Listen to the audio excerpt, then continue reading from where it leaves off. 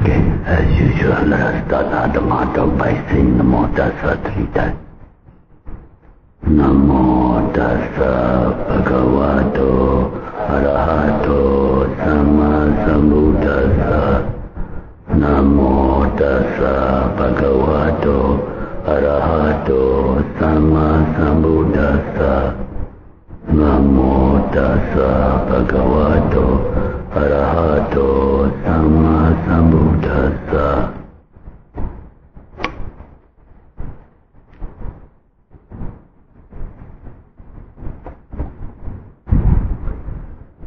The subject of today's Dhamma talk is correct path leads to Nibbana. Pali word Magga is the combination of two components, Magga and Anga. Magga means path and Anga means features. There are many paths. The path leading to your home, to the forest, to the village, to the towns and cities, etc. So also there are various destinations for all living beings.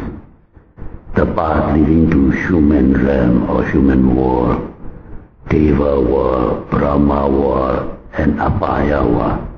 Apaya world is the four lower realms of woeful states, the animal world, ghost world, demon world, and hell. Finally, there is the path leading to Nibbana.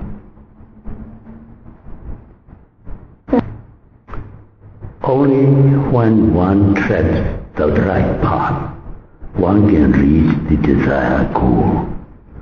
Now, if you all are asked which way you want to go, you all will answer that you wish to go to Nibbana. To reach this Nibbana, one must take the path that has 8 noble features. These 8 features, in Pali we call Noble Eightfold Path, is categorized into 3 groups. One is morality or sila group. Features are Samma Vacha, right speech, Samma Ajiva, right livelihood, and Samma Kamanta, right bodily action.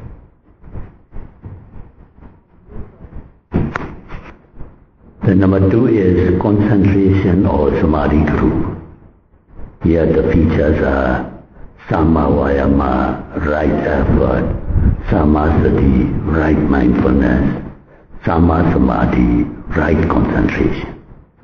And the third group is wisdom or Panya group. There are 2 features there, Samma Deity, right view, and Samma Sankappa, right thought. Those who want to attain Nibbana must strive for it. First, one has to observe strict morality or sila. Then, basing on the foundation of the morality or sila, one must develop concentration or samadhi. By ardently contemplating the most prominent objects of the body with relentless effort. There are 6 sense organs in one's body which can be contemplated on as meditation objects, namely the eye, ear, nose, tongue, body and mind. Our most venerable benefactor Mahasi Sayadaw has taught us to begin contemplating on our body, in which the most prominent and easiest object to note is the rising and falling of the abdomen with each the in-breathing and out-breathing. When the abdomen distends with in-breathing, one notes as rising. When it collapses due to out-breathing, one notes as falling. Just as one whose guide in a strange land has advanced to a considerable distance must follow him with greatest care not to lose sight of him.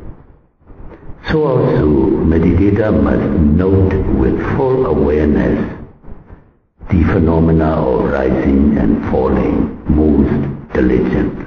Continuously noting thus the arising of the objects, and the noting mind will synchronize and deep concentration. As the concentration gradually matures, the meditator will realize that the rising or falling of the abdomen is one thing, and the knowing or the noting mind is the other. Then the meditator will also perceive all the objects after arising, they passes away by its own accord. Such realization and the true nature of the phenomena is the accomplishment of wisdom, or Panya Magenta, Samadhi and Sama Sankappa. When Panya Magenta is fully developed, the meditator understands the three characteristics: the impermanent or anicca, unsatisfactoriness or dukkha, and egolessness of all the phenomena, anatta.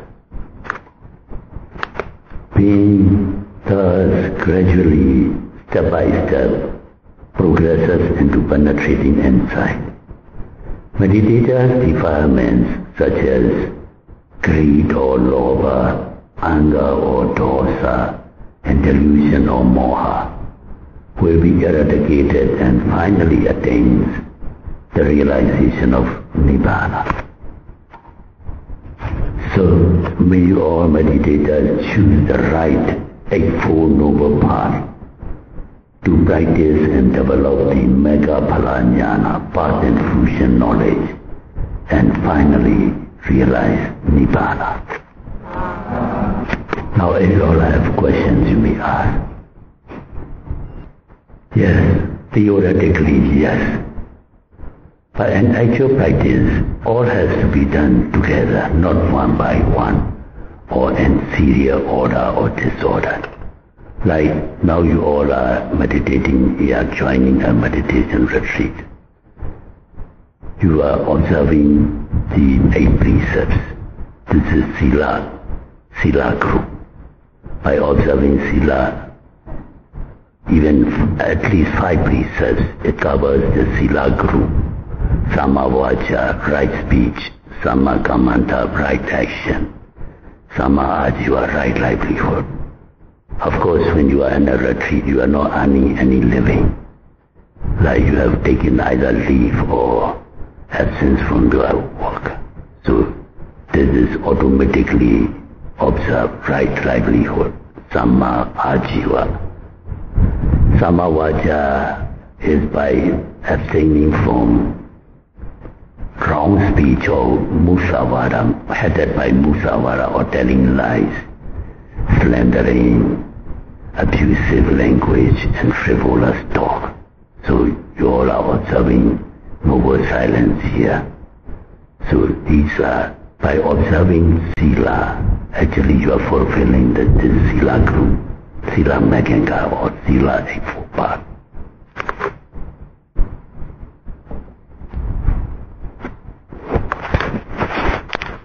So also, Samma Kammanta, right action means when you are observing even 5 precepts, not to kill, not to take other people's property or in short stealing, then this Kamesumechachara actually has a very wide meaning, mostly for easy understanding for all lay people.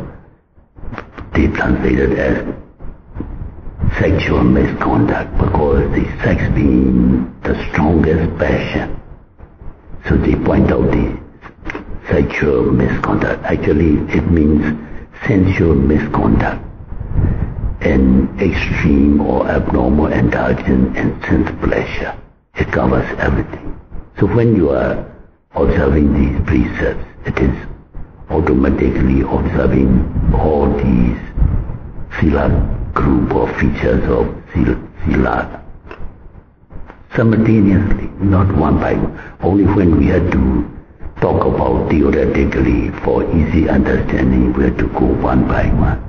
That doesn't mean that you first must observe Samma Kamanta or Samma Ajiva must be followed. Everything must be done at the same time.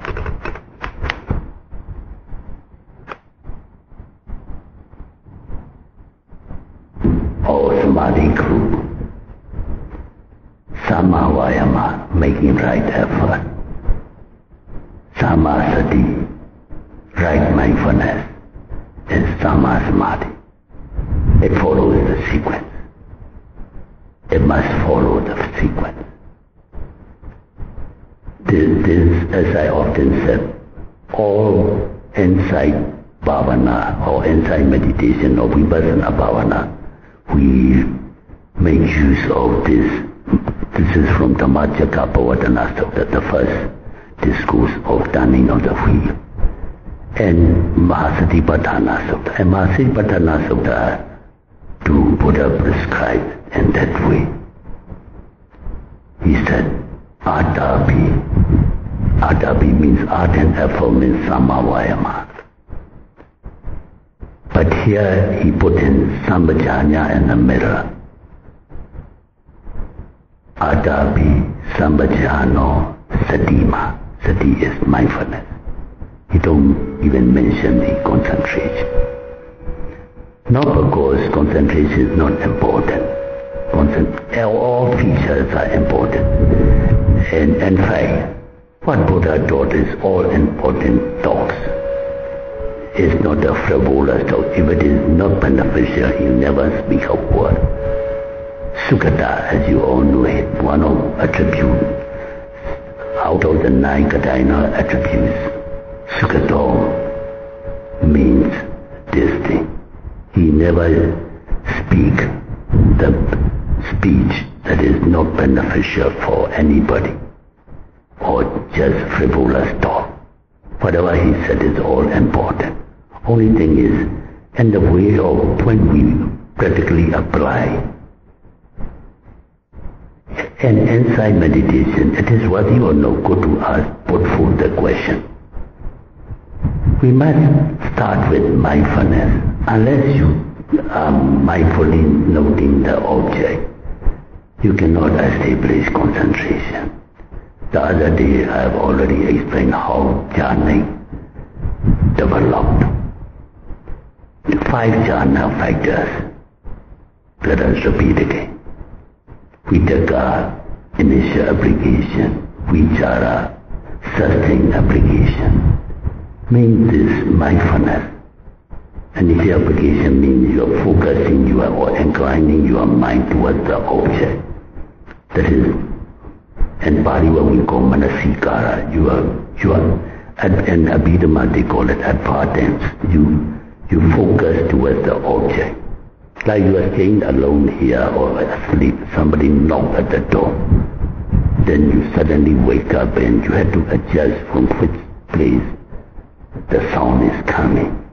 And that is initial application of the mind to get the attention where the stimulus is arising.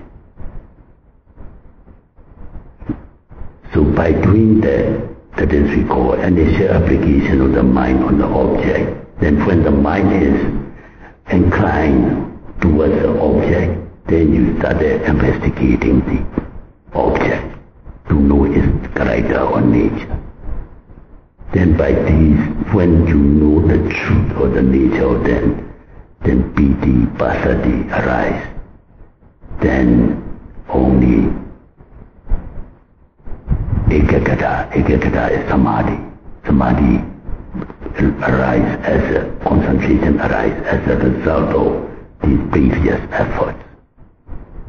So also in Vipassana meditation to 7 enlightenment factors, we start with mindfulness, sati, sambhojana.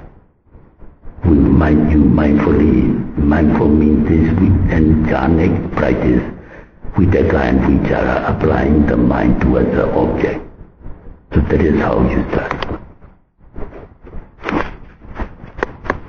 That's why we've been telling the emphasis of developments and these two different types of meditation and many different ways, and we'll be taking pains to explain, to diffuse the confusion that's arising most of meditators here. And samatha bhavana or tranquility or concentration meditation, as I often said also, these confusions arise because of there is no strict discipline in translating, because the original teaching of Buddha is Pali word, and Pali when translated into one's own language like into Burmese or into Chinese or now mostly in English, some words they don't have exact meaning to translate. So there are nearest many synonyms, we call it nearest meaning words arise, and each author or each speaker use his own liking, and that's why many, like supposing this common word dukkha. Dukkha most commonly translated as suffering. I prefer unsatisfactoriness because suffering has a pessimistic impression, and that's why other religions, especially Westerners, they used to criticize Buddhism as pessimism because they don't understand the true meaning of dukkha. Because dukkha is not only gross pain, is a fraction of the meaning. Like ayu, severe pain, is to dukkha, no doubt. But dukkha actual meaning is unsatisfactoriness of the things that are taking place in our life. Like we don't want to grow old, we grow old. We don't want to get sick, we get sick. We don't want to die, but we have to die. And this unsatisfactoriness is the main meaning of dukkha. But if you read many books, you see many words they use. Some said pain, dukkha, some said ill, some said sickness, some said unfortunate, many translations. So here we stick to our own discipline and not to mention so much to confuse our meditators. So in that case, that's why we often stress the main important comparative study of between samatha bhavana and vipassana bhavana. Samatha bhavana is, please be careful of the word we have to use. The main emphasis, I said the main emphasis, not absolute. The main emphasis in practicing samatha bhavana is to establish concentration and utmost or extreme quality. That is main emphasis of samatha bhavana or this tranquility meditation. That's why the name is tranquility meditation, serenity meditation, calm meditation, concentration meditation. Many words they use. Meaning there the main object is to calm down the mind into one-pointedness. So that's why there we have to use only single object. That too I have already explained many times. To practice concentration meditation, you must fix your mind on a single object. Appana samadhi means absorption, concentration. The mind is as if it's absorbed the object. If we absorb something, we cannot spit it out. It is stuck in our mouth like that. So the mind must not move to any other object and fix on a single object. That's why it is called fixedness of mind, appana samadhi. And as you all know, concentrated means if you can see we use the suspension, the immersion there will come less water and the solution becomes thick and sticky and movable. So also, when mind is concentrated, mind is immovable, and you cannot investigate the Dharma. So this is not conducive for Vipassana Bhavana or insight, because, as we often said, main emphasis in Vipassana Bhavana or insight meditation is to develop wisdom.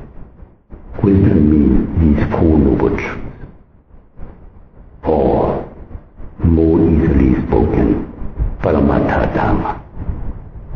So that's why when we meditate this Vipassana Bhavana or insight meditation, we had to use so-called a person or a being that is made up of this psychophysical complex, this bodily peace and the mental energy that constitutes a being. We take up this as object and contemplate it.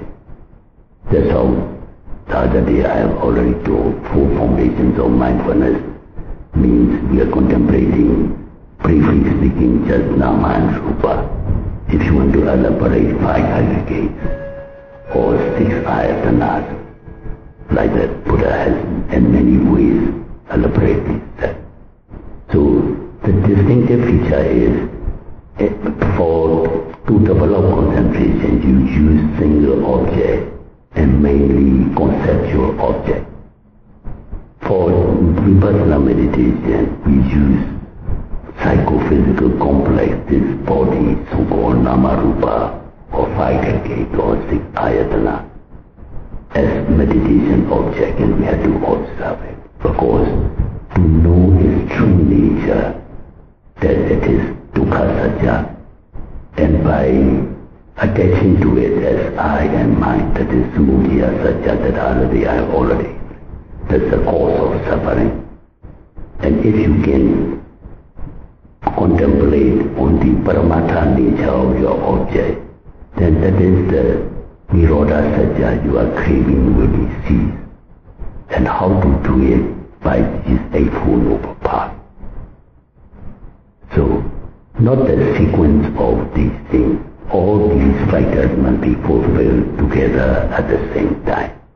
Only thing is, the sequence arises by itself because of emphasis.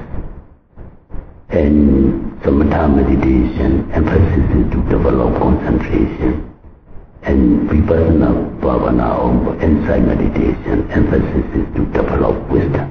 Please don't forget. Unless you can develop the wisdom, you cannot gain path and fruition knowledge that will lead to Nibbana, that we aspire for.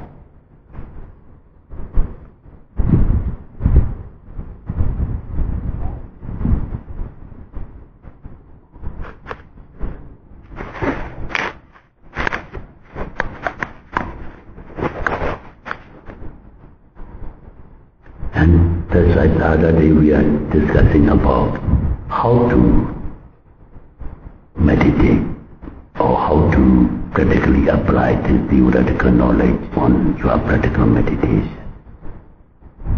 And Dhammacakkappavattana Sutta, first noble truth is noble truth of suffering. And that I think everybody is familiar in our country, very popular book, being the first discourse. We adore this discourse, and most even ordinary lay persons, they get it by heart. This discourse, Dhammacakkappavattana Sutta. The first truth is noble truth of suffering. Jati bhi dukkha, jara bhi dukkha, vyadi bhi dukkha, maranam bhi dukkha. Abhiyehi sambhyogo dukkha, biyehi vibhyogo dukkha, yam vaicha na labati tambi dukkha. First Buddha laid out for easy understanding the cruel suffering that we are experiencing in life. He said jati bhi dukkha, but this suffering, these sufferings are easy to understand because we've been experiencing in our life. To be born is suffering, jati bhi dukkha, jara bhi dukkha, to grow old. We are growing old day by day, and we are If you are mindful or if you are conscious of yourself, you can easily see the disadvantages and discomfort we are experiencing by aging. Jarabi dukkha, vyadhi dukkha, that is more evident when we get sick or when we get some injury. The greatest suffering, both physical and mental. But vyadhi dukkha, marana dukkha, the two is very glaring. Death is suffering to one. Sabhi bhayanti machuno, all beings are afraid of death. When the time comes for death and when we are aware of it, everybody is frightened. If you just try to harm an animal, the dog is so afraid of even injury. Don't talk about that. Death is suffering, Buddha said. To be separated from our loved ones is suffering. To be associated with living or inanimate objects that are not pleasurable to us is suffering. Yeah, everything Buddha laid out. And in conclusion he said, Sankhete na panchupada nakana dukkha. Briefly speaking, these 5 aggregates is suffering. Because the just now mentioned gross suffering we experience by these aggregates.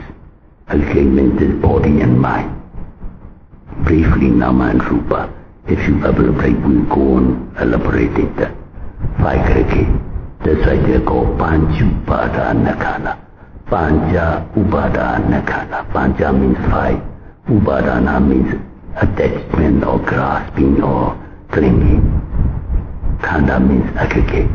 The 5 aggregates that we attach, we adore, we cherish ourselves as I am a person, somebody, and we grasp and we don't want to let it go. That's why it is called 5 aggregates of clinging or grasping. And this is the cause of suffering.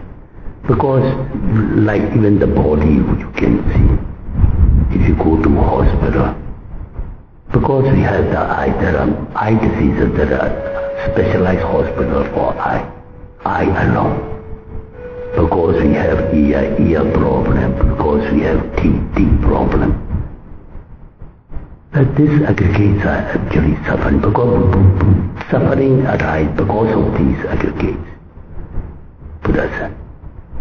So that's why it says Sankhete na panchupada nakana dukkha. Those all suffering, both physical and mental, is because of these aggregates. Aggregates are rupa khana. We have many times explained about how to identify rupa khana in your meditation. Today let us take up that 4 mental aggregates, so that it becomes 5 aggregates. Or briefly speaking, just nama and rupa. Rupa is physical or bodily or material aggregate, 1 aggregate. Nama, Buddha classified into 4 categories. So 4 aggregates, mental aggregates for easy understanding.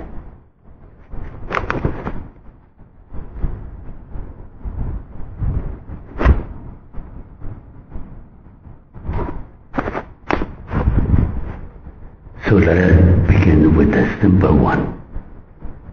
So-called a being or a person is we call psychophysical complex or nama and rupa, and simple term mind and matter.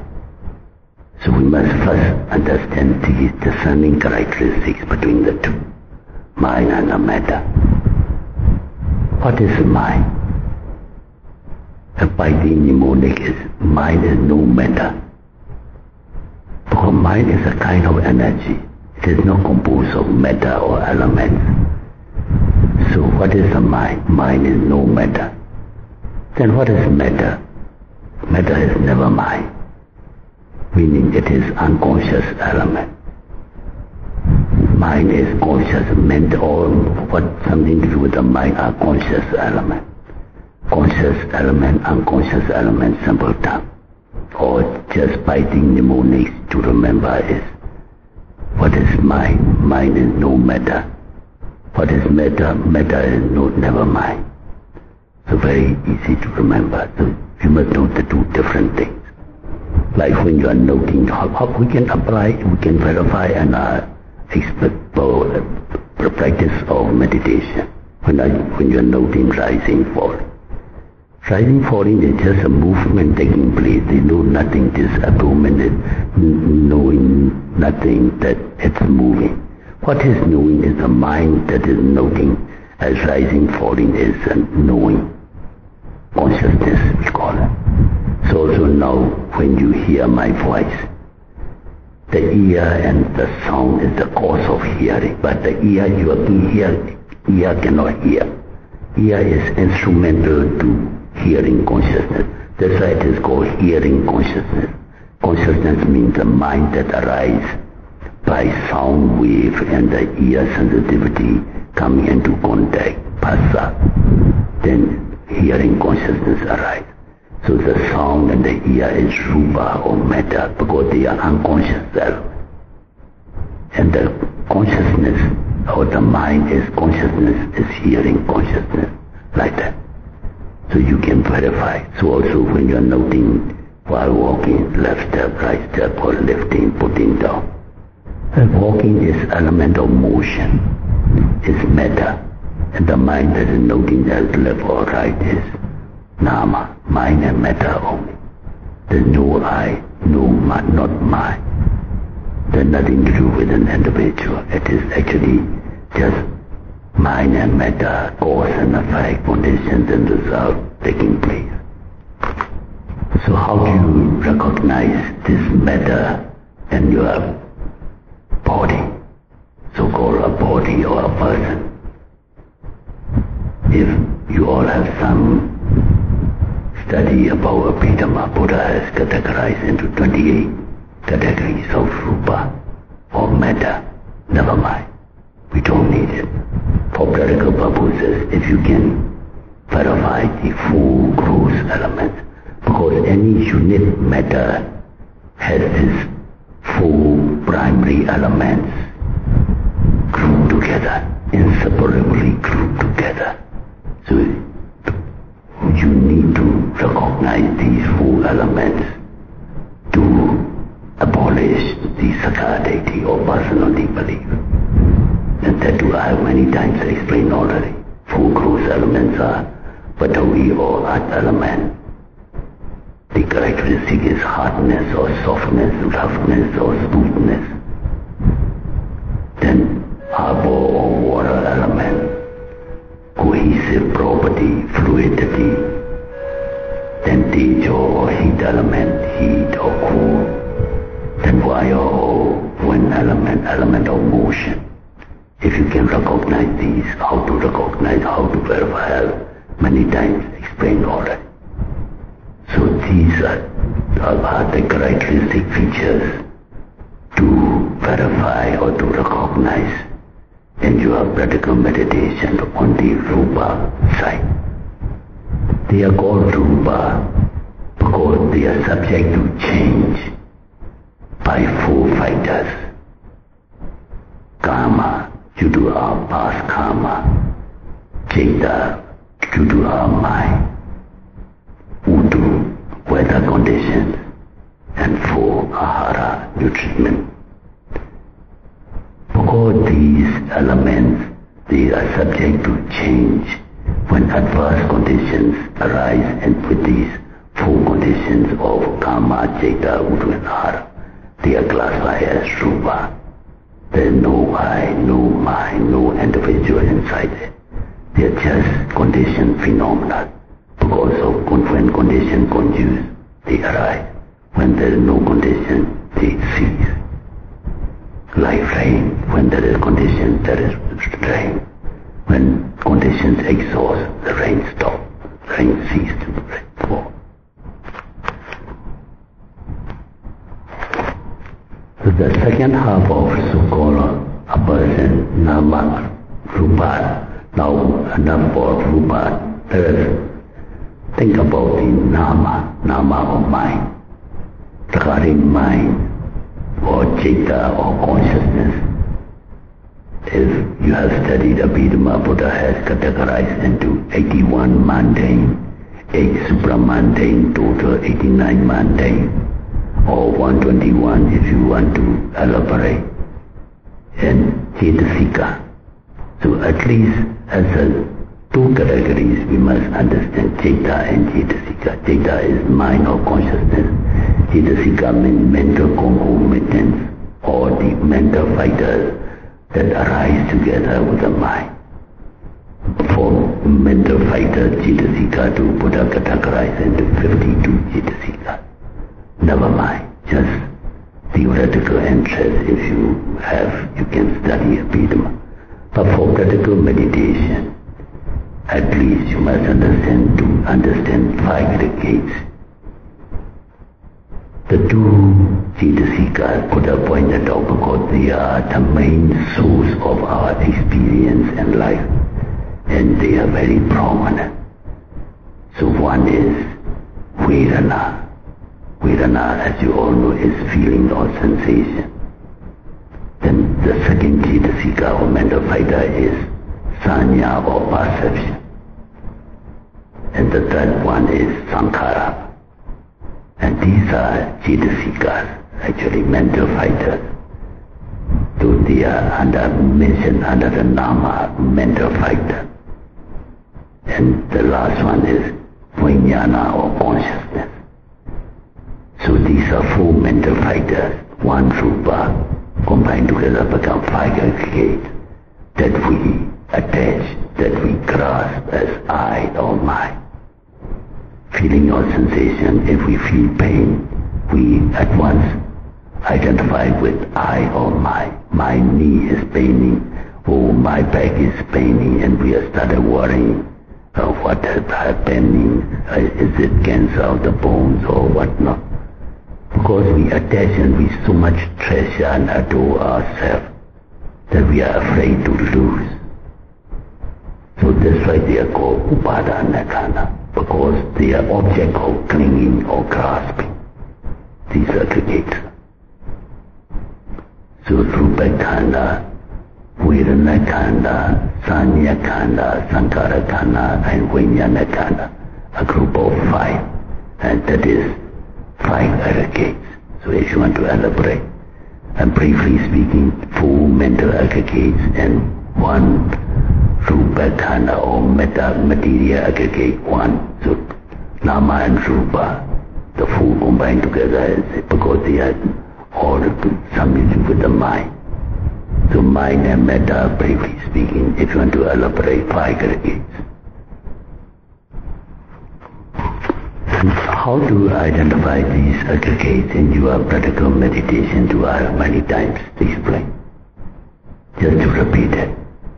When you are noting rising, falling of abdomen, and walking, noting the steps. Same thing, you can identify these 5 aggregates.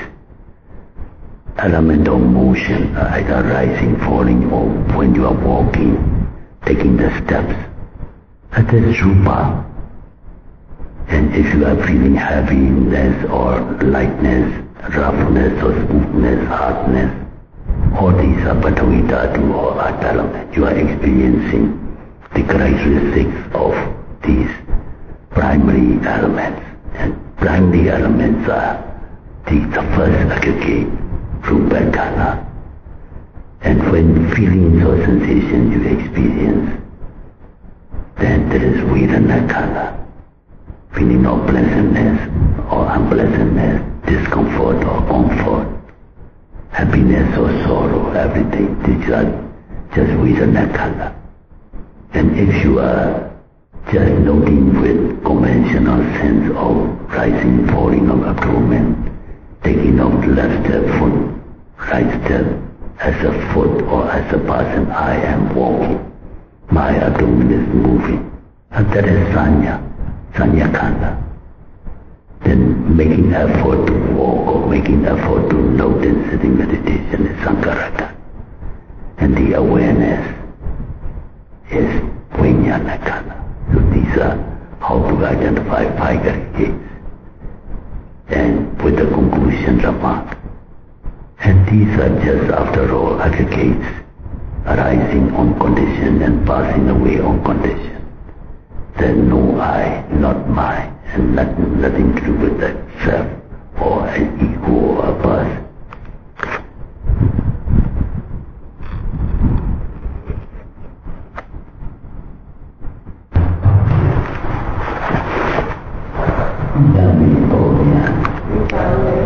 Nibbana Pasayo Odu Inamiponya Yana Odu Sakita Yatayo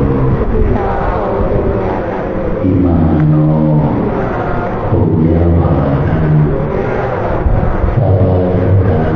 Sabasatana Tema